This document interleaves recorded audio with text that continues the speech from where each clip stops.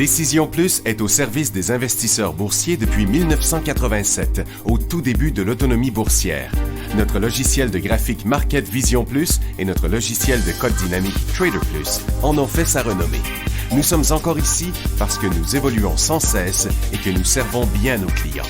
Découvrez nos produits et services spécialement conçus pour l'investisseur actif et autonome dans la boutique Décision Plus. Le logiciel de graphique Market Vision Plus est en français. C'est le logiciel le plus utilisé par les investisseurs de chez nous. C'est lui que vous voyez dans le feu de l'action.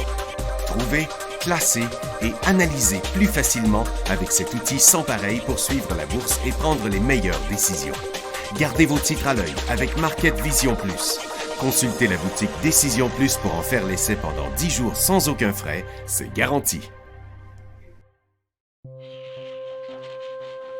Laissez-nous vous guider pour analyser la bourse et prendre vos décisions.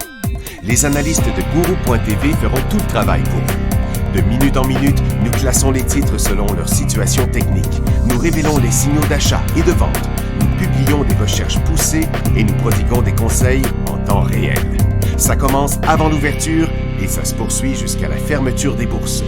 Profitez de chaque cycle boursier avec Guru.tv. Trader Plus, l'instrument du day trader. 50 cotes qui clignotent en même temps. Autant de listes que vous voulez. Graphiques à la seconde. De 3 à 30 graphiques. Des alarmes à volonté. Des listes de cotes préparées. Des modèles graphiques préparés. Prêts à faire feu. Achetez, vendez avec Trader Plus.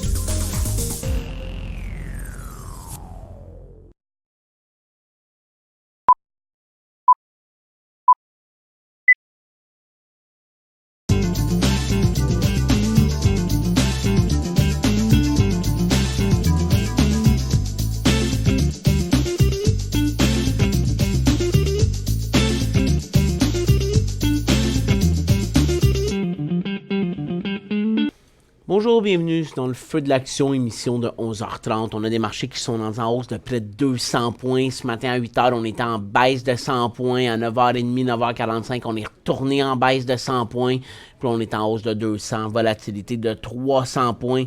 Par contre, je l'ai répété aujourd'hui beaucoup, c'est vraiment pas facile pour les titres de day trading, pour les, mais surtout les FNB haussiers aujourd'hui. Il n'y a pas beaucoup d'opportunités. Ils sont difficiles à transiger.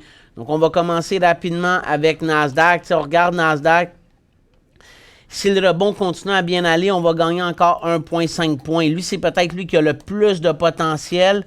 Puis quand on regarde Nasdaq, je vais vous le mettre avec un 5 minutes, 250 périodes. Là, on est en train de le passer. Donc, peut-être qu'il y aurait un point d'entrée sur TQQQ vers les 185,22 et on viserait grosso modo 186,5, soit le sommet qu'on a ici. Ça donnerait là, sur TQQQ qui est à 3 fois, grosso modo, 2%. Donc, c'est pas beaucoup. Sur le Dow, c'est encore plus compliqué de voir le potentiel. Je ne suis pas prêt à dire qu'on peut se rendre jusqu'à 26 400, sinon je dirais la même chose sur Nasdaq. Donc le Dow, j'en vois pas du tout de potentiel. Et le SPY, je trouve que c'est facile de voir 2,90, qui veut dire aussi 1,5 points. Mais 1,5 points sur le SPY, c'est à peu près un demi%. Ça veut dire sur UPRO, ça serait 1,5%. Lui, on a passé. Donc le point d'entrée, il est maintenant. Je pense que c'est juste vraiment pas un bon point d'entrée. À Toronto, on rebondit. C'est le secteur minier qui est fort en ce moment. J'ai passé toute la liste juste avant l'émission. Je vais vous le dire, la vérité, c'est surtout les titres d'acier qui rebondissent et c'est surtout les titres américains qui font remonter le secteur minier.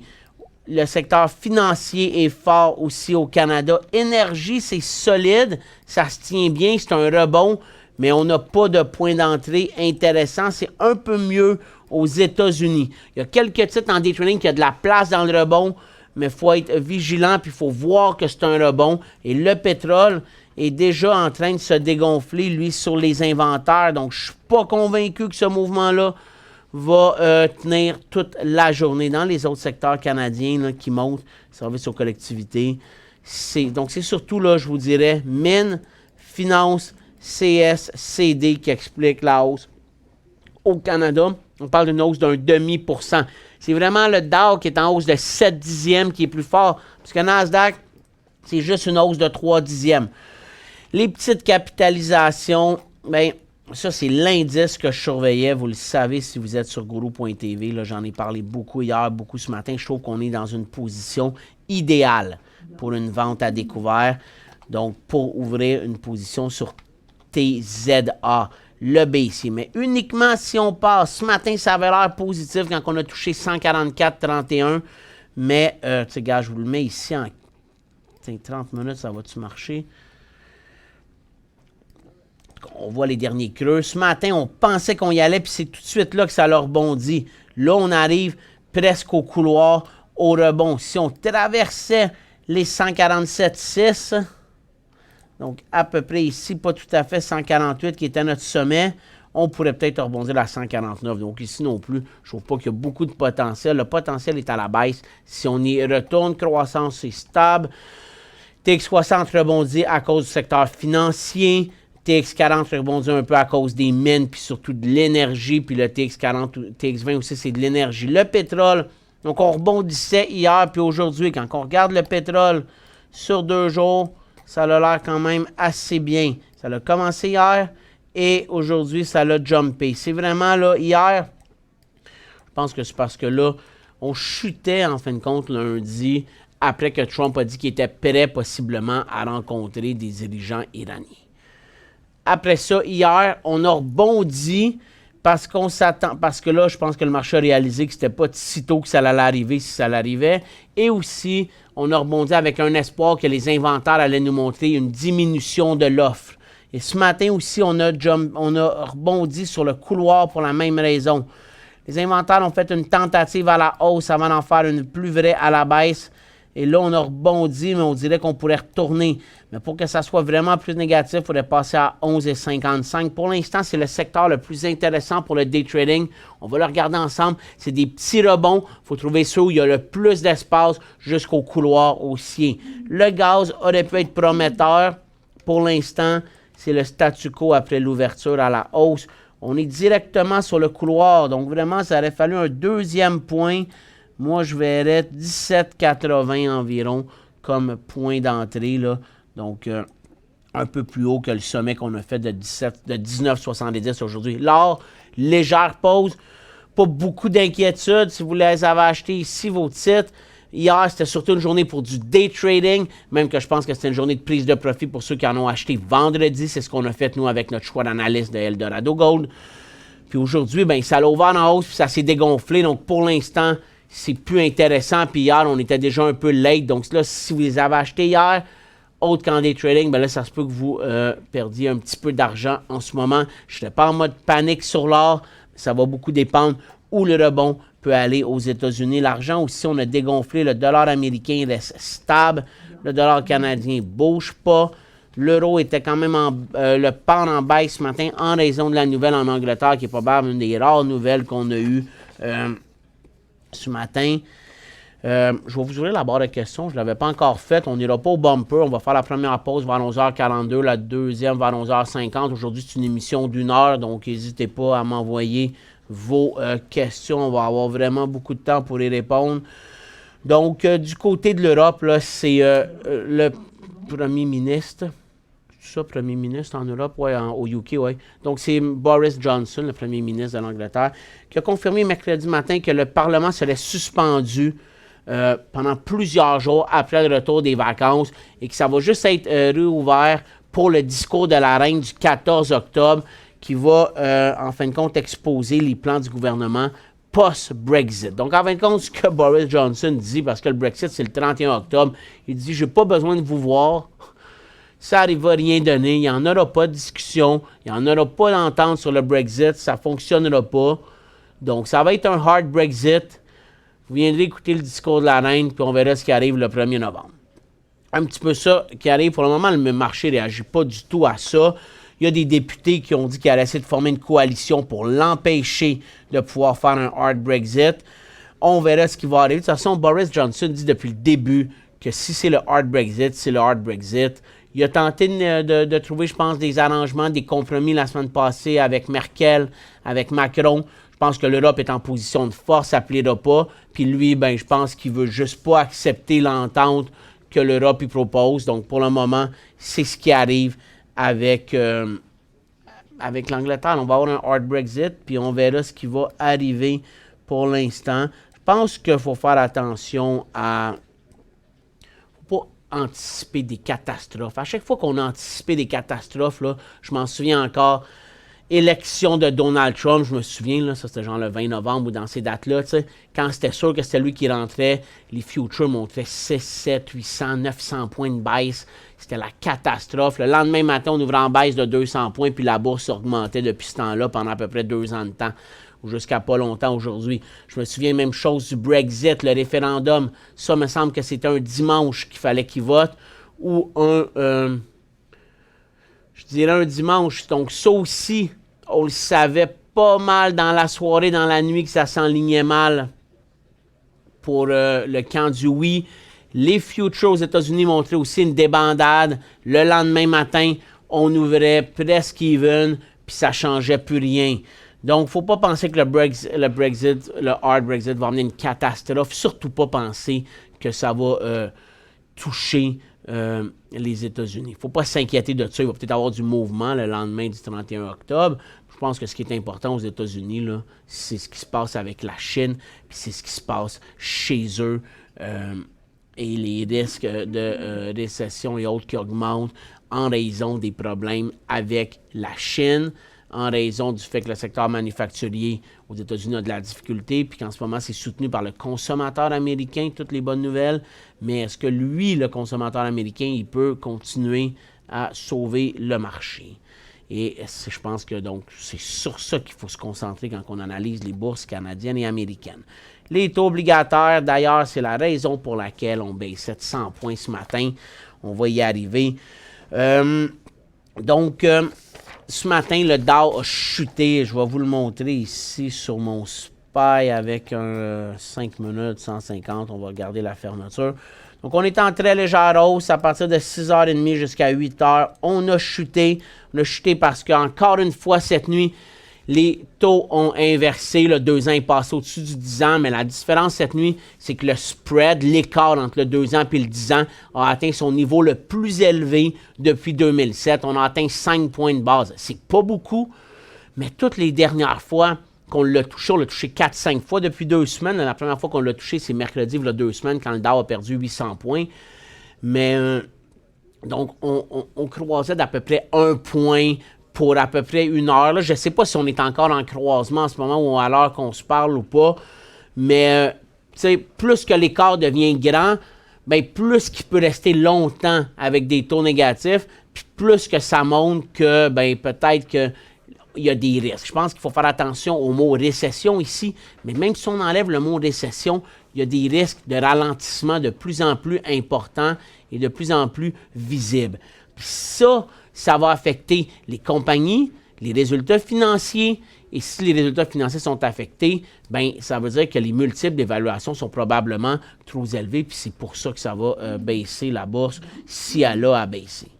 Là, pour l'instant, on a fait un double creux sur le bas de 285,5. Puis depuis ce temps-là, ben c'est rock and roll. On est reparti à la hausse. Je vois très peu de potentiel à la hausse de ce côté-là, je vous l'ai dit ce matin. Mais nous, hier, on a fermé SPXU au prix payé. J'étais déçu de l'avoir fermé parce que le marché chutait. Aujourd'hui, je me dis que c'était la bonne chose à faire. Donc, si vous avez des FNB baissiers puis qu'on vient à votre prix payé puis vous avez pris de l'argent, puis je le dis souvent sur les FNB baissiers, il ne faut pas hésiter à prendre de l'argent. C'est rare qu'on va faire là, pour notre premier profit en haut d'un...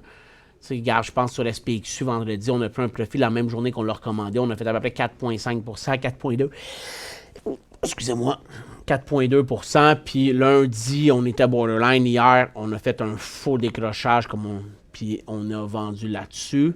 Puis c'était facile de regretter hier. Je suis sûr qu'au bout de la ligne, si je regarde SPXU aujourd'hui, il est plus élevé que que le prix que nous, on l'avait recommandé à 28,5. On va aller voir pour le fun.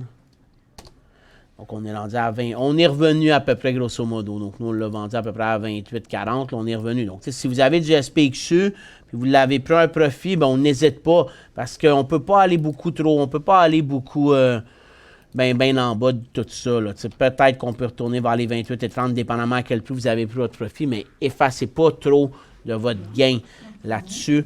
Nos autres positions qu'on a découvert ouvertes vendredi, quand ça décrochait, sont correctes, mais il y en a très peu qui font de l'argent. Là. On en a une dans l'énergie qui a rebondi aujourd'hui, puis une sur Tech. À part de ça, quelques nouvelles. L'autre chose aussi, pourquoi que la bourse chutait, là, en plus de l'inversement des taux, mais là, on est de plus en plus près du 1er septembre, qui est dimanche, date à laquelle les nouveaux tarifs vont rentrer en vigueur. Le marché il est congé le lundi, fête du travail, Canada, États-Unis, tout est fermé. Donc, c'est vraiment mardi prochain qu'on va transiger sur la première hausse de tarifs. Alors ça, il va falloir surveiller ça. On s'en va à la... non, je veux juste finir les nouvelles, puis après ça, on va pouvoir aller faire des choses plus intéressantes. Très peu de résultats. HP, rebond. Autodesk, chute. Tiffany est en élan baissier avant de rebondir. Puis la Banque nationale rebondit sur ses résultats qui étaient corrects. 1,66, on s'attendait à 1,68, 5,4 %. La banque, on est sur un support majeur ici. Donc, c'est un petit peu normal. Le marché a rebondi. Et si jamais on décrochait, je pense qu'on pourrait se rendre à 55. Donc, il y a à peu près 10 % à la baisse. Là, on va aller à la pause.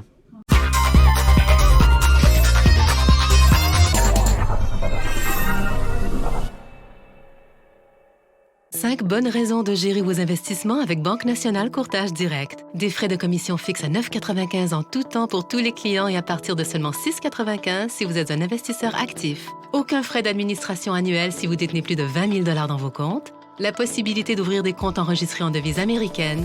Des outils performants afin de faciliter vos prises de décision. Un service à la clientèle primé et un niveau de satisfaction parmi les plus élevés de l'industrie. Pour en savoir plus, visitez le bncd.ca ou appelez-nous dès maintenant. Laissez-nous vous guider pour analyser la bourse et prendre vos décisions. Les analystes de Guru.tv feront tout le travail pour vous. De minute en minute, nous classons les titres selon leur situation technique. Nous révélons les signaux d'achat et de vente. Nous publions des recherches poussées et nous prodiguons des conseils en temps réel. Ça commence avant l'ouverture et ça se poursuit jusqu'à la fermeture des bourses. Profitez de chaque cycle boursier avec Guru.tv.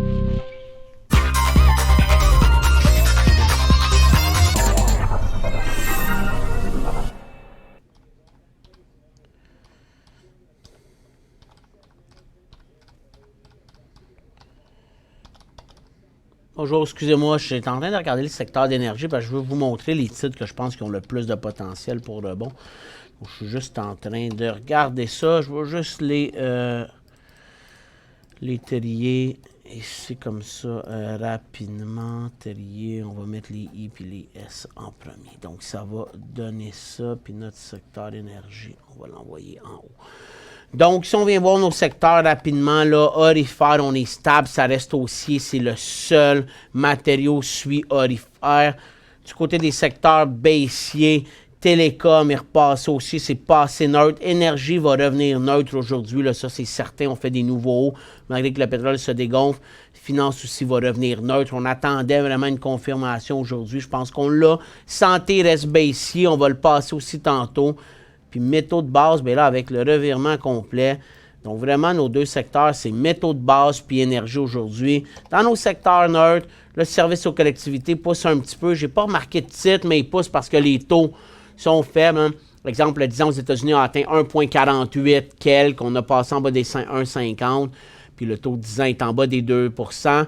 D'ailleurs, le taux de 30 ans est en bas des 2 % aux États-Unis. D'ailleurs, il montrait qu'il y a beaucoup d'entreprises qu'il offre un dividende qui est 2 fois plus élevé que le taux 10 ans, le taux 30 ans. Habituellement, ça aussi, ça va amener un intérêt pour les investisseurs à acheter des titres. Parce que là, les titres ont quand même baissé. Le dividende est gros. Donc, la personne qui hésite entre « je mets mon argent où ?»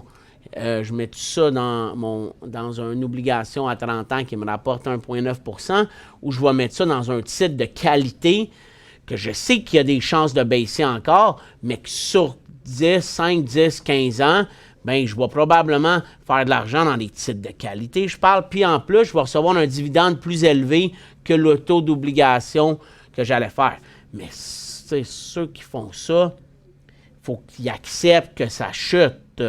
Parce qu'il y a des risques que la bourse rechute dans les prochaines semaines ou mois si la croissance ralentissait puis qu'on avait zéro positivisme concernant la Chine puis les États-Unis. Là, on a un petit peu un statu quo après le week-end de la semaine passée où tout le monde se lançait des nouveaux tarifs.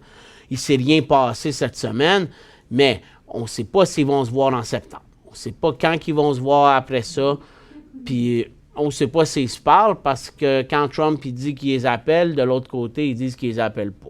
Qu'il faut croire ici, ça a chacun son opinion. Donc, service aux collectivités passe aussi parce que les taux sont faibles.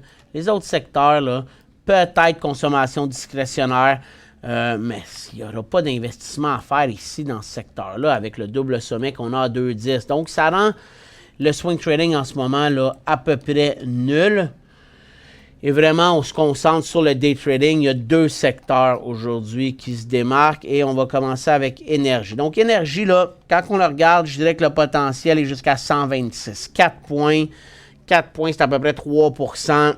On va aller chercher des titres qui ont de la place à la hausse. Exemple, Paramount, je trouve que c'est quand même intéressant. 5,50 à 6,10. Je ne sais pas si on peut faire, on ne fera pas tout ça aujourd'hui.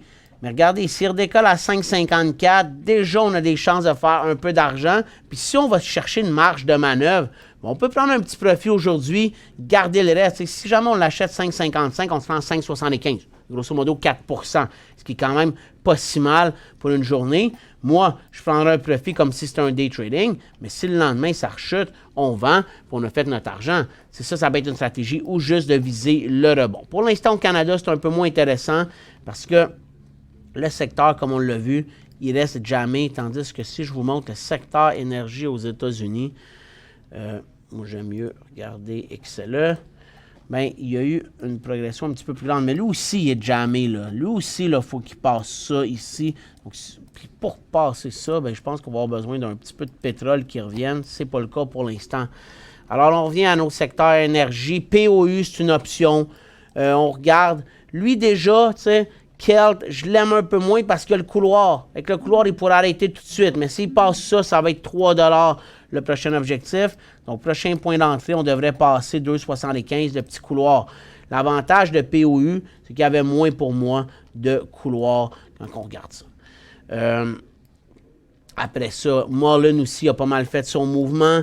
Je dirais 7,50 $ pour FRU. Un titre comme 7 Generation, on peut aller jusqu'à 7,34, donc c'est quand même 40 sous. Lui, il est en train de faire un nouveau sommet. J'aimerais ça qu'il passe tout ça ici, donc je paierais plus 6,95. Un titre comme Tourmaline, ça, c'est vraiment pas beaucoup. Ben, c'est à peu près 60 sous qu'on a allé chercher. On va juste mettre... OK, on va regarder avec un 10, un 15 minutes. Donc, lui, là, c'est à peu près, là, le point d'entrée va être grosso modo vers les 12 et 70, 12, 4, 12, 70, peut-être 13 et 12. Donc, c'est un 40 sous, 3%. Impérial pourrait rebondir jusqu'ici si on passe sur un prochain niveau. Donc, de 32,5 à peu près $1. Donc, grosso modo, là, il y a entre 3 et 5% dans les titres. Ça, je ne sais même pas si on va être capable de faire ça intra-séance, mais pour y aller, il faudrait vraiment que le pétrole redécolle. Moi, mon préféré, c'est POU. Dans le secteur minier, on rebondit aussi. C'est même un secteur qui pourrait inverser son dernier couloir baissier. On a un petit rebond d'Ivanhoe, un rebond minime sur Hudbay. London ne fait rien. Labrador Reynolds retourne complètement dans son creux. North American Palladium, c'est le plus fort du secteur. Tech, il fait rien du tout depuis 4 jours. First Quantum, on n'en parle même pas. Il n'y a même pas de rebond. Donc, au Canada, il n'y a pas vraiment de titre intéressant. On arrive aux États-Unis. Freeport, le rebond est un petit peu plus fort. Ça aussi, ça pourrait toujours être envisageable pour de l'intra-séance. Je dirais que s'il était capable de décoller à 9,5 environ, pourrait peut-être se rendre à 9,30. 3%. Southern Copper, lui, pourrait montrer un élan aussi. Ça serait un petit peu plus clair. Les titres les plus forts, c'est Rio, BHP, Là, ça, c'est un autre rebond. C'est vraiment eux. Puis quand on vient voir nos titres d'acier, on va voir. Puis je sais pas, si Rio pourrait être en élan vers les peut-être 49, 80, 50 $. Je suis pas sûr que j'achèterais ça dans les contextes actuels.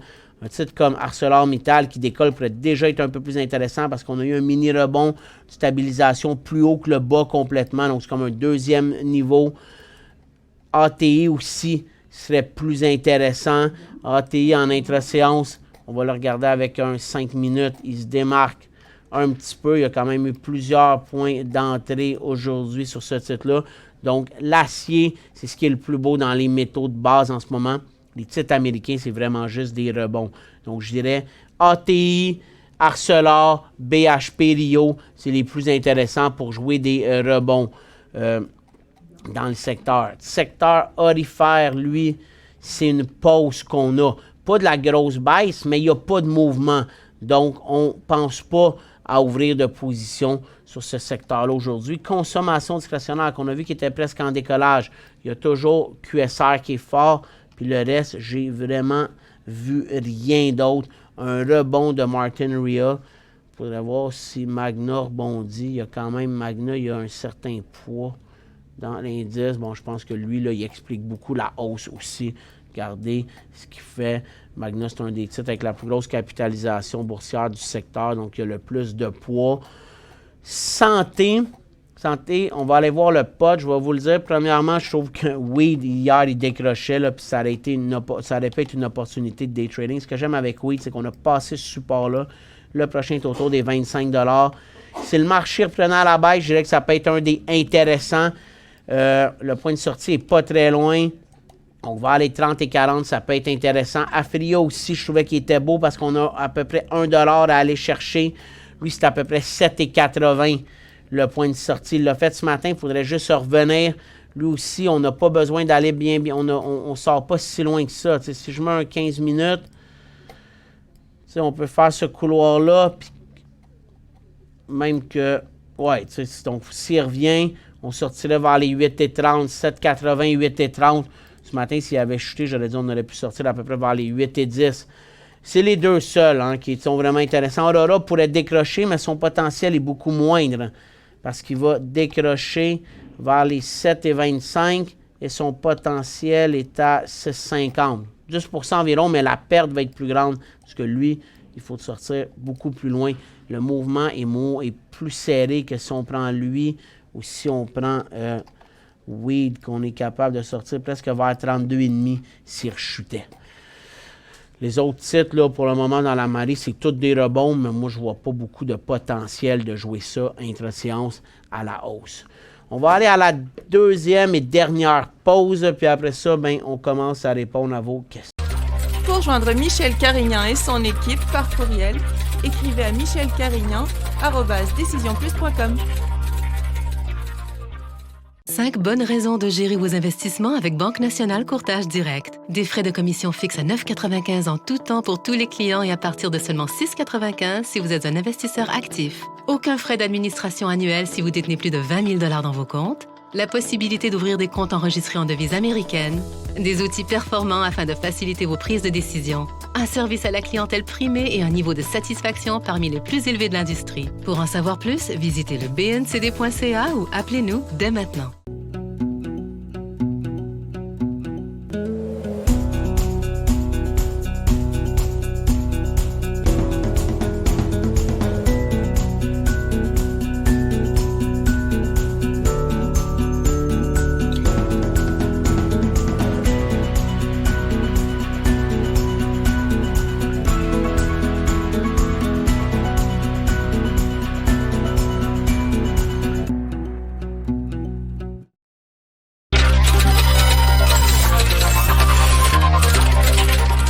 Après 11 heures. Je suis pas... désolé. On revient à la première question. Stingray, RAY.A, payé 6,50 au début du mois d'août. Excellent point d'entrée. Vous l'avez vendu presque au top, donc ça, c'est quand même vraiment bien. Là, vous me dites, vendu la moitié à 7,73, très, très bon. Ça donne 1,25, ça vous donne presque 20 %. Ex-dividende demain, je conserve le reste ou je vends. Le ex-dividende ne change rien pour vous. Vous me conservez ça pour l'instant.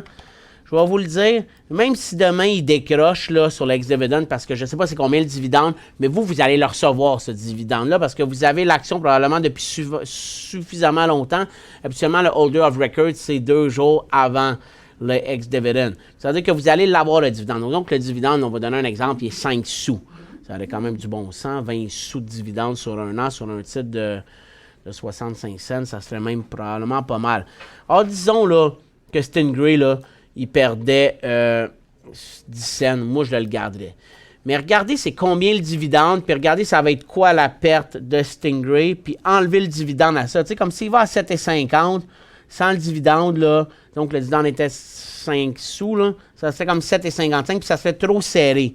Moi, par contre, sur votre titre, si dans les prochains jours, après le dividende, il continue de décrocher vers 7,45, je prendrai un deuxième profit à la baisse. Ça va vous donner encore beaucoup d'argent. Je pense que je vendrai le reste après ça vers les, peut-être en bas du deuxième support à 7 $. Comme ça, vous allez faire de l'argent tout le long. Vous allez vous donner une chance qu'il se stabilise puis qu'il reparte. Qu'est-ce que je pense de VFF? Puis là, je vais laisser la barre encore allumée, mais elle va s'enlever probablement après la prochaine pause que je déciderai c'est quand, mais ça ne sera pas à midi. Ben, je pense que c'est un rebond comme tous les titres de cannabis, puis à part de ça, je pense que vous ne devriez pas acheter ça. Là, je vais vous le mettre avec moins de données. Là. Peut-être qu'en intra-séance, il y a encore un certain potentiel, mais quand je regarde ça, je vois qu'on est arrivé à 14,5. Alors vraiment, moi, je laisserai le rebond.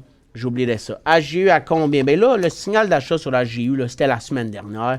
Si on l'a acheté là, on prend un profit aujourd'hui. Hier, il y avait possibilité de day trading pour la journée. Il n'y en a pas de signal sur AGU. On veut une certaine stabilisation de quelques jours avant.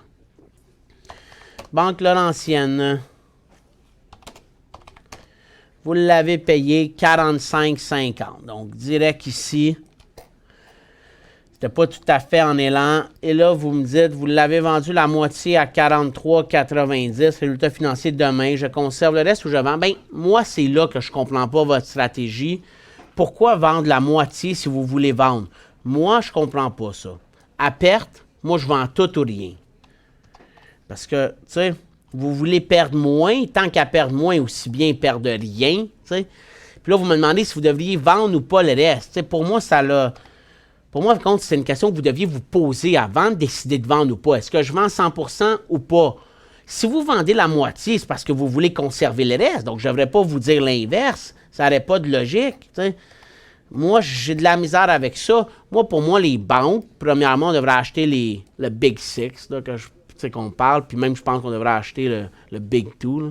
Je pense que c'est de la TD puis de la Royale qu'on devrait avoir dans notre portefeuille principalement, si on en veut. Puis je pense que si on avait ces titres-là, moi, je n'étais pas inquiet à long terme. Ça se peut que ça baisse demain. Ça se peut que ça baisse pendant les 2 prochains mois. Je pense qu'à long terme, votre dividende est élevé, puis ces banques-là vont faire de l'argent. Ils suivent le marché. Donc, ça se peut que ça chute. Moi, les banques, c'est quelque chose que je pense qu'on devrait détenir à long terme. De toute façon, je pense que le potentiel n'est pas très grand à court terme. T'sais. Exemple, là, dans le meilleur des scénarios, quelqu'un qui aurait acheté la Banque Laurentienne à 43,25, il aurait topé à 45,86. Il aurait fait 2,5 $ sur ça. Tu sais, 2,5 $, c'est pas grand sur la Banque Laurentienne. Donc, moi, je conserverais votre titre. WTER. Je regarde à acheter sur... OK, là, je suis sur celui sur Nasdaq, là, mais on va regarder Nasdaq. Ça, c'est pour moi, c'est un titre qui est transigeable en day trading uniquement. Le prochain point sera à 1,75. On sortira à peu près à 1,67. On espère se rendre à 1,92 si on l'achète. Ça donne quoi sur croissance? On va regarder ça maintenant. Donc, c'est la même chose avec bien moins de nouvelles. Donc, si vous voulez l'acheter, on devrait l'acheter sur Nasdaq. Ou si vous l'achetez sur croissance, servez-vous du stock de Nasdaq pour prendre vos décisions d'achat. Donc, tu sais, WTR... Vous, quand il décolle à 1,75, tu l'achètes sur croissance. Puis s'il décroche sur Nasdaq, tu le vends sur croissance. Ça serait ça ma stratégie, puis ça serait pour du day trading. Quel serait le point d'entrée sur DYA? Ça aussi, c'est croissance. Il faut passer les 52 sous. 53, 53,5, ça commencerait à être assez clair. point de sortie sera à 47,5. CPG en day trading, ben c'est exactement le genre de titre que je ne vous ai pas montré tantôt parce qu'il est arrivé à son sommet. Si jamais il passait à 3,23, là, il serait déjà plus intéressant, mais il resterait à peu près 20 sous dessus. Il faudrait qu'il passe vraiment là, 3,20 là, pour qu'il y ait plus de chances. Là, j'étais sur le... Là, ça ne change rien. Là, je vais vous donner les prix à Toronto. Il faut qu'il passe en 4,30, puis le potentiel va être 4,50. Donc, il y a à peu près un 5% s'il passe. Je pense qu'AMD, c'est sur Nasdaq. C'est un bon moment pour un achat. Non, je pense que honnêtement, en ce moment, c'est pas vraiment le bon moment pour aucun achat. Ça, je vais vous le dire. Ce titre-là, c'est pas le moment. Surtout que les chips, là, c'est des titres qui sont fortement affectés par ce qui se passe aux États-Unis et en Chine parce que, la Chine achète beaucoup de microprocesseurs. Et aussi, je pense que les compagnies américaines ont besoin des chaînes de montage chinoises pour leurs chips. Donc, mais non, pour moi, c'est un gros nerd, même que je trouve qu'il n'y aurait pas beaucoup de potentiel de là à là. Je pense que c'est un titre qu'il faut être patient, que si ça redécolle, on achète plus haut, ou que si ça rechute, on achète vraiment plus bas. Mais là, on est un peu entre les deux. Vous avez vendu CNQ à découvert. Nous aussi, on l'a vendu, puis nous aussi, on l'a vendu à ce prix-là, puis il n'y a pas de raison de le fermer. Donc, on le conserve. VFF. Vous l'avez vendu à découvert à 15,98. Donc, vous l'avez vendu à découvert, là, ici, qui était parfait. Bien, vous prenez premièrement un profit, parce que là, vous commencez à être... honnêtement, là, il était à 13,65, vous avez payé 15,98, ça donnait à peu près, 13,65, c'est même pas le bas d'aujourd'hui, là. C'est la close d'hier.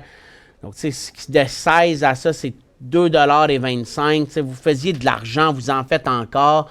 Honnêtement, à 14,50, vous prenez clairement un profit. Ça, c'est sûr. Puis si ça retombe à la baisse, si jamais il rechute, là, puis qu'il revient vers les 13,70, moi, je prendrais un profit là-dessus aujourd'hui. Il est quand même arrivé à un premier niveau d'arrêt qu'il a fait plusieurs fois, qui est allé un petit peu plus loin, mais qui n'a pas passé. Puis après votre premier profit, bien, on prend le couloir, puis je pense qu'on revendrait le reste vers les 15, 15 et 15. Analyser CM, CM et XNet. Mais ça, c'est des titres qui montaient la semaine passée. Mais c'est plus le cas. CM, CM, il semble encore intéressant. On dirait qu'il manque tout le temps de données pour bien les regarder. Il y a une bonne résistance ici. Ça, c'est 4,05 $. Ça doit correspondre à peu près à... Bon, ici, ça correspond grosso modo à ici, là. Mais regardez le mini couloir. Moi, j'aimerais mieux payer ça genre 4,10 $. Puis je pense que là, on pourrait refaire un cycle. Mais je voudrais ça en day trading, pas en swing trading. XNet, il donnait un élan aussi la semaine dernière. Il n'a rien fait. Ce titre-là, je pense que je préférais le payer pour un swing trading à 3,5 $. En day trading, il peut peut-être se rendre à 3. Mais si on l'achète maintenant, ou dans le coin de maintenant, si c'est ça votre question, vous vendez à 3, puis vous fermez ça à 2,70 $, ça vous donne à peu près 5% de perte pour 5% de gain, ce qui n'est pas intéressant. HMMJ est allé à 13,57, qui est pas mal plus bas que son creux. Il a-t-il atteint son bas? Si je le savais, s'il avait atteint son bas ou pas, je vous le dirais, je vous le promets. Là, en fin de compte, ce qu'on voit, c'est qu'il y a eu des acheteurs qui sont venus sauver la situation puis l'acheter parce qu'on est à un niveau majeur. Est-ce que ça veut dire qu'il ne peut pas défoncer ce niveau-là? Ça ne veut pas dire ça. Est-ce que ça veut dire qu'il y a de la place pour rebondir? Ça veut dire qu'il pourrait rebondir aussi. Tu sais, en fin de compte, là, je ne peux pas le savoir s'il a atteint son creux ou pas, mais il y a probablement de la place pour un petit rebond encore. Jusqu'où, je ne le sais pas. L'important, c'est de suivre les points. Je pense que s'il retombe en bas des 13,90 de la fermeture d'hier, il va falloir vendre. Je pense que s'il redonnait un petit coup à 4,25, il pourrait facilement retourner à 15 $, faire 75 sous. Donc, au bout de la ligne, vous avez une perte d'à peu près 30 sous pour un gain de 25. Donc, le ratio est intéressant. Mais ce qui est important, c'est de le sortir au bon moment. ATD.B acheté à 84. Ben moi, je ne serais pas inquiet, Justin. Je garderais ça. Là. Vraiment, je ne verrais pas pourquoi je serais stressé. Couche-Tard va publier ses résultats financiers le 4 septembre, la semaine prochaine. Ça, c'est mercredi. T'sais, il est dans son gros couloir haussier. Il n'y a rien à faire avec ça. SGMA. SGMA, ça me dit de quoi? Ah, puis je vais vous enlever la barre de questions maintenant, là, parce qu'il en reste encore beaucoup. Puis il est rendu midi et 7. SGMA, ben c'est pas le titre que je pensais. Ah, c'est ça, US. Ben, je pense que ça, c'est aucun intérêt à acheter ça. Puis ça te fait 700 de volume. On ne conseille pas ça. Puis Nokia, ben, je vois pas non plus pourquoi on achèterait ça en ce moment. CW, il devrait publier ses résultats financiers demain. Peut-être que c'était aujourd'hui même. Je l'avais sur ma feuille de demain, moi. Vous voyez, ça, c'est fatigant. Il décolle. Je pense que c'est une des banques qui offre le plus de potentiel à court terme. C'est rare que les banques, je trouve qu'il en offrent, là, mais elle, ça va bien. Le risque, c'est les résultats financiers. Mais comme j'ai dit, les banques, je pense qu'on devrait acheter ça avec une bonne tolérance puis accepter des pertes. Donc, si on peut l'acheter aujourd'hui, à 31, à 38, à 36,5, c'est presque 20 qu'on peut faire. Donc, l'argent est là, de ce côté-là, 5,50 $. À la baisse, dans le pire des cas, je pense que ça peut aller sur la ligne de tendance. Puis à ce moment-là, vous déciderez si vous en voulez ou vous en voulez pas. Mais je pense que sur celle-là, le ratio est quand même pas mal intéressant par rapport à la majorité des autres. Donc, je peux dire que je l'aime, puis je peux dire que c'est un vrai élan aussi. SOI, ça, c'est croissance. Ben, regardez, pour moi, là, ça l'a jumpé en même temps que l'or jeudi dernier, là, mais ça ne veut pas dire que c'était intéressant à acheter. Vous avez payé 19, moi je vendrais ça au PC. AVX, pendant que vous faites de l'argent, là, vendez-le. AVXL sur Nasdaq, il y a un mois. Donc, un mois, vous êtes au 28 juillet. Au 28 juillet, puis il coûtait le même prix. Alors, soit que vous me dites que ça fait... Alors, je ne sais pas quoi vous dire. Vous ne me donnez pas de prix, mais ce titre-là, il n'y a pas de point de sortie, puis il n'y a pas de point. Il est neutre. Mais il pourrait décoller. Puis là, la bourse est haute, est en rebond. Lui, il est dans un couloir aussi. Il me semble beau. Il pourrait donner un coup. Donc, on le conserve. On le conserve. Vous l'avez conservé ici, puis il ne fallait pas. Donc, pour l'instant, on le conserve, mais je vous conseille à 2,50 $ cette fois-ci, s'il retourne là, de le vendre. Je pense qu'en ce moment, votre titre a quand même des chances de repartir à la hausse. Moi, je le conserverais si je l'avais. On ne rentre pas sur Transat. Il n'y a pas de point d'entrée. C'est une offre d'achat. C'est une offre d'achat avec des risques importants que la transaction avorte. On a fait la nouvelle hier sur Guru.tv. Là, il va y avoir des audiences publiques, des audiences de l'industrie, des audiences de d'autres secteurs. Tout le monde va pouvoir venir donner leur opinion. Le public va dire qu'ils ont peur qu'ils augmentent les prix. Les autres compagnies aériennes vont dire qu'ils diminuent la croissance. Ils vont détenir 60% des vols outre-mer qu'on appelle en Europe. Ils vont probablement détenir une bonne partie en Amérique du Sud, mais là, il y a Sunwing aussi. Puis il y a WestJet que l'autre jour, je regardais, là, quand j'ai transféré mon hypothèque, j'ai reçu 700 $ de rabais chez WestJet. Je regardais où je pourrais partir en vacances à WestJet de Montréal, puis c'est pourri. En tout cas, c'est pas beaucoup de vols qui font des flights sans escale. Alors, je ne sais pas où je vais aller en vacances avec mes 700 $ de crédit WestJet. S'il y a quelqu'un qui cherche de l'argent à WestJet, je vais y vendre mon crédit. Ça va me faire vraiment plaisir. Mais WestJet, ils vont pas, ils ont moins de liaisons intéressantes, puis surtout de l'Est du Canada. Ils sont beaucoup plus présents dans l'Ouest. Donc, je pense que Transat, il y a un énorme risque que la transaction avorte ou qu'il y ait des règles à la transaction qui font peut-être qu'en Canada, ne sera plus intéressé à l'acheter. Et ça, c'est le risque. À la hausse, le risque, bien là, c'est sûr qu'on est de plus en plus bas. Donc là, il y a presque 2,80 $ pour revenir à 18. Donc, c'est quand même intéressant. Mais moi, je pense qu'il y a plus de risques à la baisse. Moi, je ne toucherais pas à WestJet. Puis quand il y a eu à Transat, puis quand il y a eu la sur-offre d'Air Canada, j'ai dit aux clients, je vous l'ai dit, j'ai dit, vendez-moi ça tout de suite, puis prenez le 17 $ ou le 16,80 $. Ça va, vous enlever du stress, puis vous allez vous éviter. Là, c'est 250 jours qui vont durer les consultations. C'est que c'est jusqu'en juin 2020 qu'on va attendre avant d'avoir la décision de Transport Canada, à savoir s'ils acceptent ou pas la transaction. C'est-à-dire que là, votre argent va rester jamais là-dedans pendant 250 jours encore, à se demander finalement qu'est-ce qui va arriver. Icône, ça ne traite pas.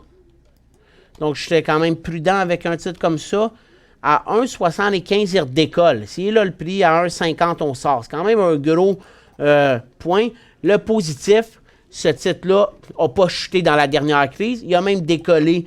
Je ne sais pas s'il y avait une nouvelle résultat financier ou quoi que ce soit, mais en tout cas, il se tient bien. Il a décollé. Le prochain point serait vers les 1,75 $. CJT Cargo Jet. Ça ressemble là, presque à un offre d'achat. Ou des bons résultats financiers qu'il y a eu. Potentiel pour un achat. L'achat va se faire en haut de 106,5, puis l'achat va te faire à 106. Donc ça, le ratio, il ne serait pas si pire que ça quand même. J'ai aucune idée de ce qu'ils font cette compagnie-là, à part probablement faire du transport de marchandises et courrier par avion. UI, ça aussi c'est sur croissance. Urbanimmersive, ça on les a reçus en entrevue là, il y a très longtemps. Là. On a encore l'entrevue sur le site. Par contre, eux autres, là, c'est genre de la modélisation 3D des visites libres qu'on peut faire ou des visites guidées. En compte, tu peux voir la maison comme si tu étais dans une visite libre pendant qu'elle est à vendre. Je vois zéro potentiel. Ce titre-là ne transige pas en plus aujourd'hui. Je vois pas de potentiel. MTLO, ça aussi c'est sur croissance. Bien, lui, je pense qu'on a répondu à cette question-là. Est un point d'entrée sur support à 39 sous. Je n'achèterais pas ces titres-là sur support. Je n'achèterais pas des titres... J'achèterais pas des titres comme ça sur support. On achète des titres solides sur support qui ont des raisons que le support tienne. Ce titre-là, là, il y a autant de chances de décrocher, même s'il touche le support, que de décoller. Alors, j'aimerais mieux l'acheter en décollage, mais oui, le support est à 37 sous. Si c'est votre question, il n'est pas à 39. Qu'est-ce qu'on fait avec le pot? Mais le pot, là, honnêtement, qu'est-ce qu'on fait avec? On ne devrait pas avoir de pot. Ça, c'est la première question. Si on ne devrait pas en avoir, on ne devrait pas se poser quoi faire avec nos positions.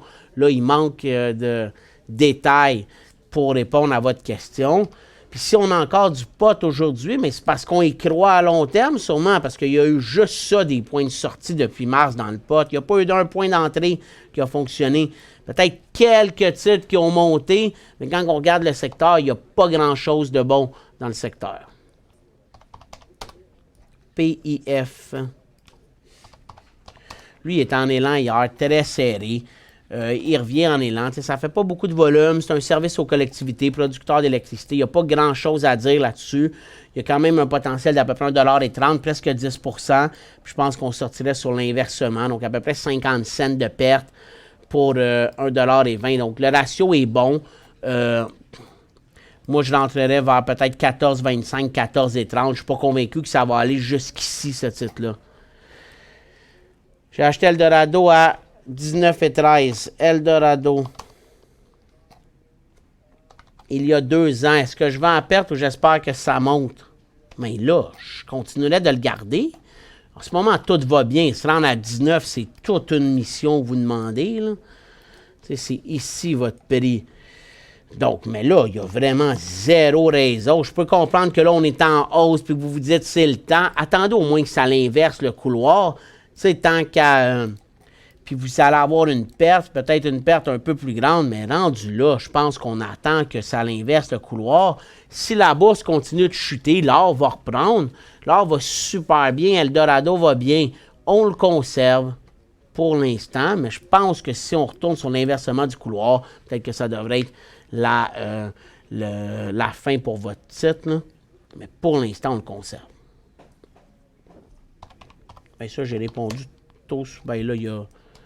Je regarde pour acheter sur le support. Ben, pour moi, c'est pas un titre non plus qu'on achète sur le support Stingray. Mais le support, il est pas mal là. DSV. Bon, en swing, je pense qu'il n'y a aucun titre en swing qui est bon, mais il y a des exceptions dans la vie. Et là, vous en avez une.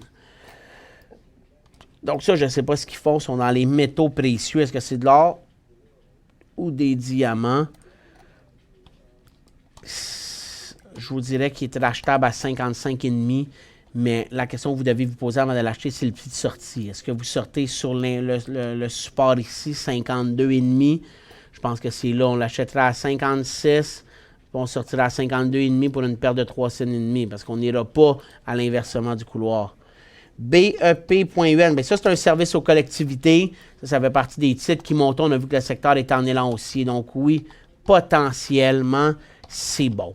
Honnêtement, ce titre-là est bon.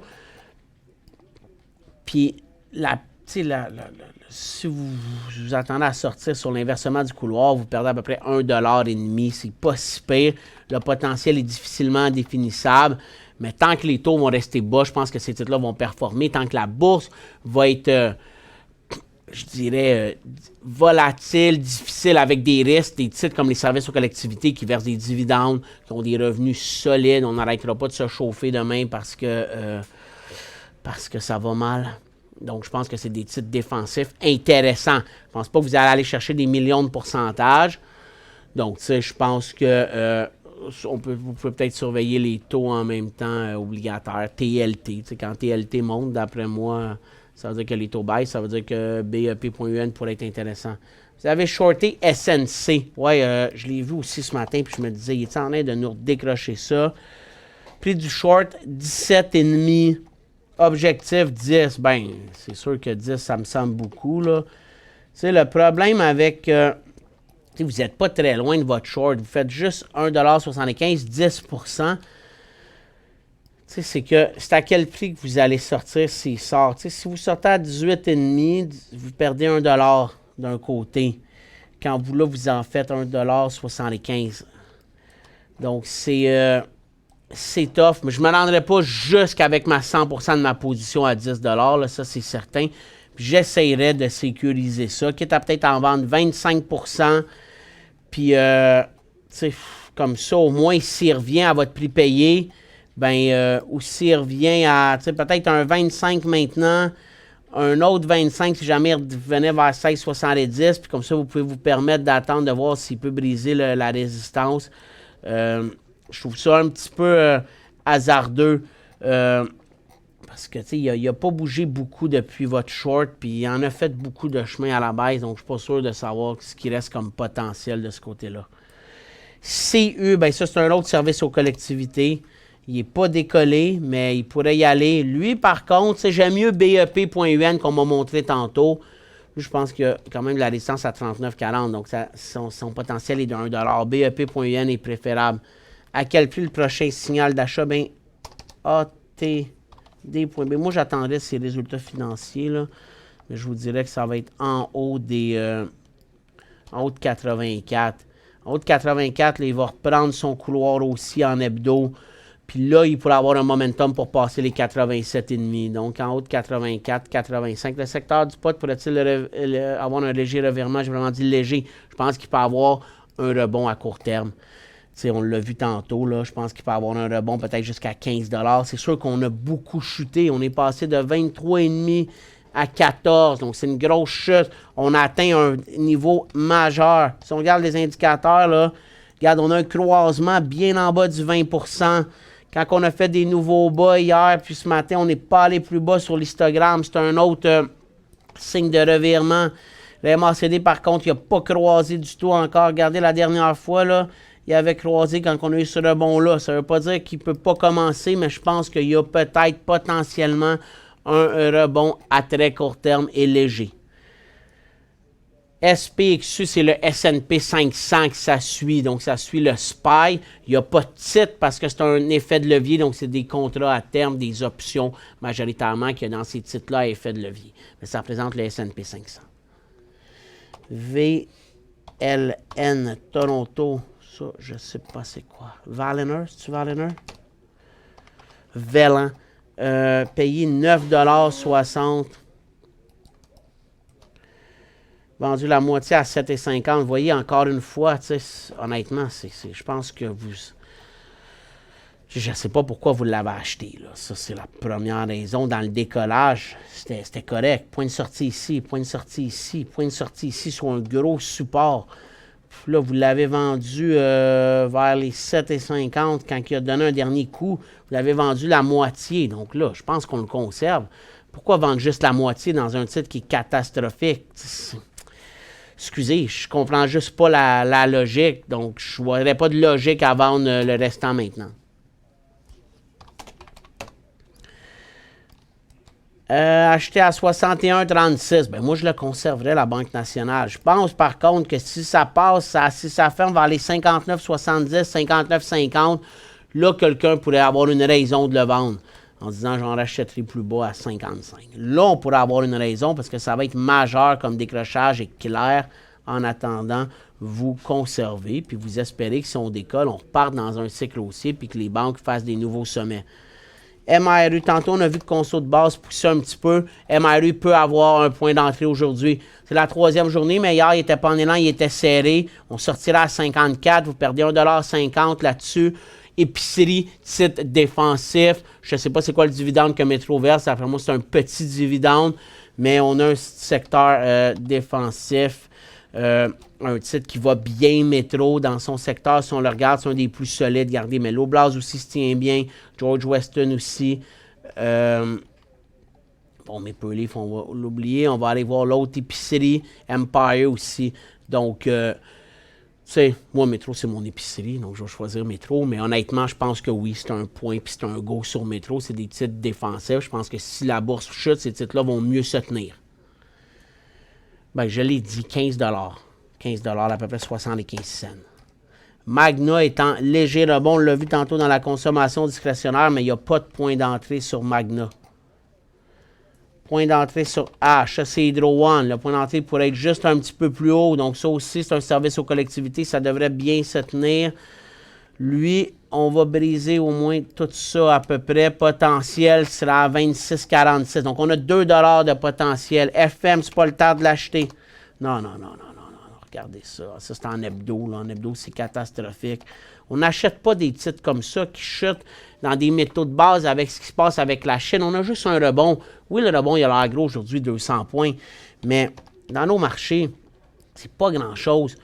Puis les métaux de base, pour l'instant, avec un ralentissement de l'économie, ça va être le premier secteur qui va être affecté puis qui va continuer à baisser sûrement. Quels seraient des titres de qualité selon toi? Non, Bombardier, c'est pas un titre de qualité. Les titres de qualité, là, c'est des gros titres, des grosses compagnies qui ont des revenus réguliers, qui versent des dividendes, puis il y en a pas mal plus aux États-Unis qu'au Canada. Mais au Canada, des titres de qualité, là, des épiceries, ça va être de la qualité.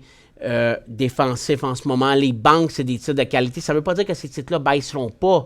Des titres aussi qui versent un dividende puis qui sont détenus institutionnellement. Ces titres-là vont s'arrêter plus rapidement parce que le dividende devient intéressant pour les gros portefeuilles, pour les gros investisseurs, pour les gestionnaires de fonds. Alors, regardez le TX60, là, puis les titres de qualité à Toronto sont là-dedans.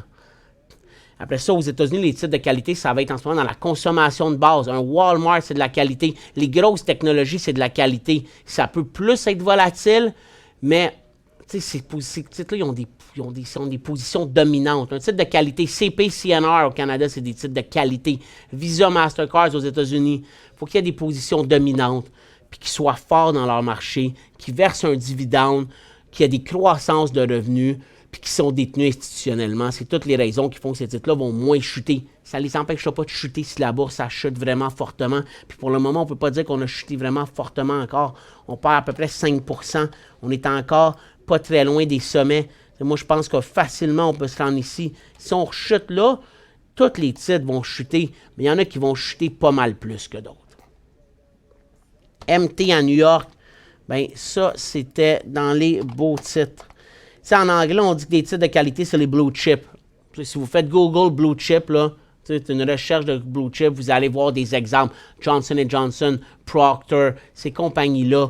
Je pense qu'il faut essayer de trouver des titres qui touchent moins à la Chine, autre que Costco, qui est un mauvais exemple, parce que lui, il explosait parce qu'il vient d'ouvrir un magasin en Chine hier. Mais Costco, c'est un autre titre de qualité. Costco fait son argent avec les membres, avec le 55$ ou le 100$ qu'on leur donne. Quand tu regardes leurs états financiers, là, ils ne font pas beaucoup d'argent ils n'ont pas une grosse marge de profit sur les produits qu'ils vendent, mais ils vont chercher un profit considérable avec le membership. Puis après ça, ben, leur but, c'est de vendre avec un petit profit, de contrôler les prix. Puis ça fait que c'est une entreprise solide, une bonne croissance. Puis là, ils viennent de découvrir un tout nouveau marché avec l'Asie. Puis je pense que c'est pour ça que Costco était super fort hier puis dernièrement. On ne prend pas de position à 14. Je pense que c'est trop serré, moi. Puis il n'y a pas assez de potentiel. On prend une position plus haut que ça parce qu'il faut le regarder avec plus de données. sais, oui, mais moi, j'aimerais mieux payer 14 et 15, 14 et 20. Peut-être que si à 14, il va y avoir un début de momentum, pour avoir peut-être une petite position qui se prend là, mais pour conserver ces titres-là, pour moi, il faudrait qu'il se montre un décollage clair à 14,25. Sinon, j'aurais peur que demain, ça redégonfle. Pour le moment, on a rarement 2 journées de suite de hausse. Regarde, hier, on a essayé, ça n'a pas marché. Aujourd'hui, c'est pas une journée de hausse, ça. À part le rebond qu'on a eu ici, c'est souvent une journée de hausse. Le lendemain, ça redégonfle ou on n'a pas le momentum suffisant pour repartir. Puis c'est la même chose à la baisse. Tout était bien placé pour qu'on décroche après la baisse majeure de vendredi. C'est pas arrivé. GDL Toronto.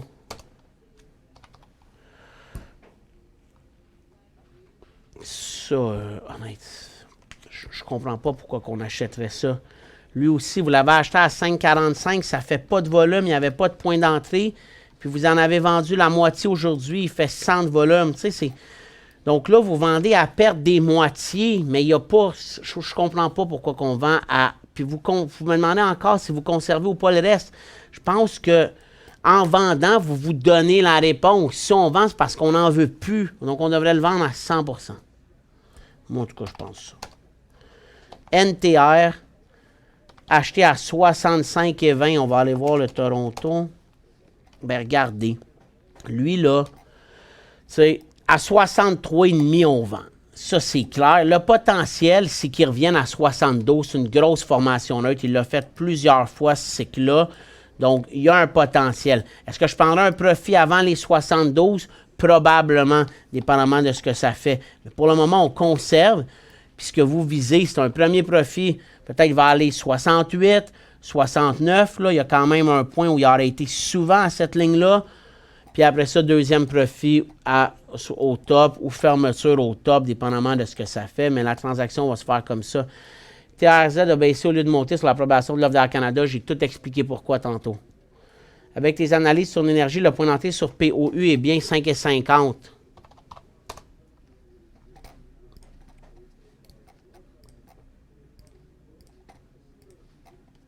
Le point d'entrée sur POU, là, je ne sais pas quand j'ai fait l'analyse, mais oui, il était vers les 5,50, 5,55. Il y en a eu un autre à 5,56, puis le prochain, il est à 5,62, 5,63. Donc oui, Carole, c'était là, parce que je pense que si on l'a analysé, quand même, là, on n'avait pas encore brisé. 5,50, c'était la résistance, donc juste un peu plus haut, 5,53. Puis sur ce titre-là, on a un point de sortie sur l'inversement du couloir. Donc, grosso modo, ça pourrait presque être au prix payé pour quelqu'un ou un peu en bas de 5,50. Puis sinon, c'est en bas de 5,40 après ça. PPL, un autre titre dans l'énergie. Ça, c'est du pipeline. Ça bouge moins. Regarde, il y a un gros support. Si on l'achète là en visant un rebond puis on sort à 46,75, ça peut être une bonne transaction. Il faut respecter le point de sortie. CP acheté à 310. À quel prix mettre mon stop? CP, s'il s'en va à 303, ça va commencer à être inquiétant. À 303, ça pourrait être inquiétant. Là, la dernière support qu'il a fait, c'était 300. Mais à partir de 303, j'étais plus confortable de le détenir. Puis à la hausse, si on passe 320, on peut repartir sur un nouveau cycle. Félicitations pour votre émission. Merci. RSI. Il me reste encore 13 questions, donc on va finir un petit peu plus tard. RSI, vous avez acheté 2000 actions. Vous ne me dites pas le prix, mais ce qui est important, là, regardez ça, c'est un gros support ici. Ce qui est important, c'est de respecter le point de sortie qui va être à 5,15 $ environ, 5,10 $ maximum. GIB.A, ça c'est un autre titre de qualité à Toronto. Super fort ce titre-là. Analysez le titre. Pour le moment, il n'y a pas de point d'entrée. Le point d'entrée va être à 105 $. Le point de sortie pourrait être sur l'inversement du couloir vers les 99 $. Puis pour moi, ça aurait pas mal de bon sens. Ça, c'est une autre compagnie de qualité à Toronto. Mag Silver acheté à 17 $ et 3. Ça, c'est un excellent point d'entrée que vous avez fait. Est-ce que tu m'en conseilles? Je te conseillé de prendre un profit ce matin. Surtout que ce matin, je l'ai dit dans le show en français. J'ai dit, n'hésitez pas à prendre un profit sur vos positions à l'ouverture dans l'or ou dans l'argent si vous les avez achetés hier. Vous aviez un profit parfait à prendre Puis il était là quand même longtemps à 18,40. C'était 1,40 $, c'était 7-8 %. Là, honnêtement, moi, prendre un profit maintenant de 3 %, ça me ferait suer personnellement. Moi, rendu là, moi, personnellement, je fermerais ça à 17,5 $. Puis j'étais déçu de moi. Puis s'il remonterait, j'en reprendrais un. S'il remonterait à 18, j'en prendrais un profit. Au moins, là, 1 $, vous faites en haut de 6-7 % puis vous pouvez vous en permettre. Mais c'est parce qu'en compte, vous avez essayé trop ce matin. Mais je ne le prendrais pas là, mon profit. Je préférerais pas faire d'argent sur le titre que d'espérer d'attendre puis d'en faire un à 18. Prochain point d'entrée sur Enbridge. Je pense que dans tous les titres d'énergie, il faut faire attention. Enbridge, ce n'est pas un titre qui bouge beaucoup. Donc, je pense qu'intra-séance et trading, c'est pas bon. Donc, ça fait 45,5 pour un inversement de son couloir. KDA, il n'y a aucun intérêt à acheter un titre comme celui-là. Vous le possédez depuis 25 sous. Analysez car le volume a l'air d'augmenter. Vous avez raison, le volume est un peu plus fort. C'est pratiquement impossible à analyser. Il y a une grosse résistance à 30 sous, en toute honnêteté. Peut-être que 30 sous, c'est le prix qu'il faut que vous preniez votre profit. C'est quand même 20 % parce que c'est facile que vous allez en perdre de l'argent avec ça. Moi, je ne comprends pas pourquoi on achète un titre comme celui-là. LABS rebond comme tous les titres de potes, pas plus que les autres. Donc oui, ça se peut qu'il rebondisse. Il a atteint un support important. Jusqu'où? Je ne le sais pas. Peut-être 5,15. C'est quand même 40 sous. Donc, c'est pas rien. Donc, peut-être qu'on peut l'acheter vers les 4,85 sur une reprise. On sortira à 4,65 parce qu'à 4,75, 5, il reprend son couloir. SNC, quand on regarde le graphique sur 50, on dirait le Titanic. Je ne détiens pas le titre. SNC, c'est catastrophique parce que je pense que on n'a juste pas fait la bonne chose avec SNC quand on l'a su. Tu sais, SNC, là, il aurait dû avoir une entente hors cours que je ne me souviens pas le nom exact, là, que notre ancienne ministre de la Justice n'a pas voulu savoir. Puis ça, c'est une guerre d'ego qu'il y a eu dans le parti. Pour moi, Justin Trudeau a fait la bonne chose là-dessus. Là. Ça, c'est personnel. Je pense qu'il fallait qu'il s'immunise dans le dossier et qu'il force à avoir une entente, comme ils font en Angleterre, en Europe, aux États-Unis. La compagnie paye une amende, on move on, il n'y a pas de dossier criminel, puis ils peuvent continuer à répondre aux appels d'offres pour les contrats de la Banque mondiale, de l'ONU, puis de tout ça. C'est pour ça qu'ils chutent. Puis là, après ça, le fait qu'il y a eu cette incertitude-là, ça a créé d'autres problèmes. Puis là, ils perdent de l'argent sur certains projets parce que probablement qu'ils se sont moins concentrés sur l'exécution de projets pendant qu'ils étaient en train d'essayer de régler un problème. Alors, c'est plate, mais c'est une compagnie qui va très, très mal. Puis en ce moment, en hebdo, c'est un nouveau décrochage. Il n'y a vraiment rien à faire. Je pense que là-dessus, au gouvernement fédéral, libéral, il y a eu des petites guerres d'ego qui ont nui à une compagnie quand ça n'aurait pas dû. Ça aurait dû facilement être réglé hors cours, ce projet-là. Ici aussi, on a quand même un support. Si on peut voir résistance, support. Donc, ouais, on avait à 4,95, c'est un point qui tient. Puis c'est normal qu'on ait plusieurs titres de potes qui sont à ces niveaux-là parce que le secteur est là. Donc, là aussi, il y a un potentiel. C'est difficile d'évaluer. Ça pourrait arrêter à 5,60 $. L'important, si vous l'achetez, c'est de sortir à 4,75 $. Puis là, c'est quand même une bonne perte. J'aurais aimé mieux payer 5 $ que 5,27 $ sur ça. Mais, donc, si on le regarde, là, prochain point d'entrée va être à peu près à 5,30 $.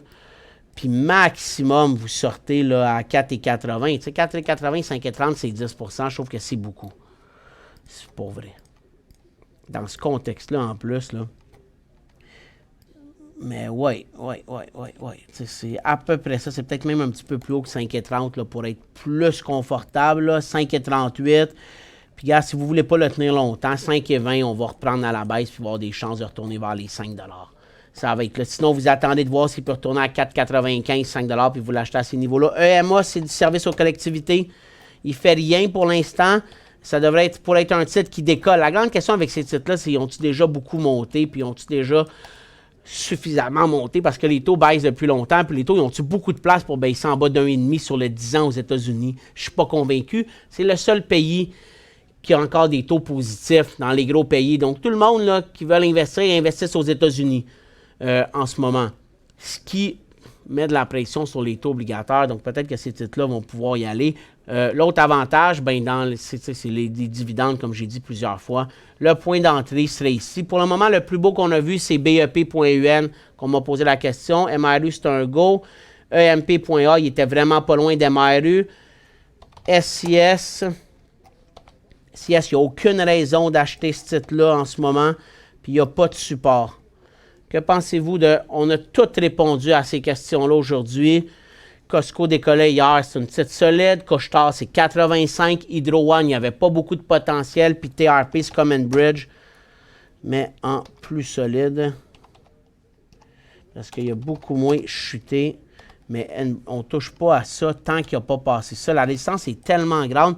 Donc, entre Enbridge, TransCanada puis Pembina Pipeline, celui que j'aimerais le mieux, c'est Enbridge parce qu'il n'a pas chuté. C'est-à-dire qu'il est plus solide que les autres. Ils doivent verser tout à peu près le même dividende en pourcentage. Donc, c'est-à-dire que lui, il est plus solide en ce moment que les autres dans le pipeline. Il se tient beaucoup mieux. Mais je ne l'achèterai pas maintenant. J'attendrai presque 68 $. On se revoit mercredi prochain pour l'émission du Feu de l'Action. Je vous souhaite tous une excellente après-midi.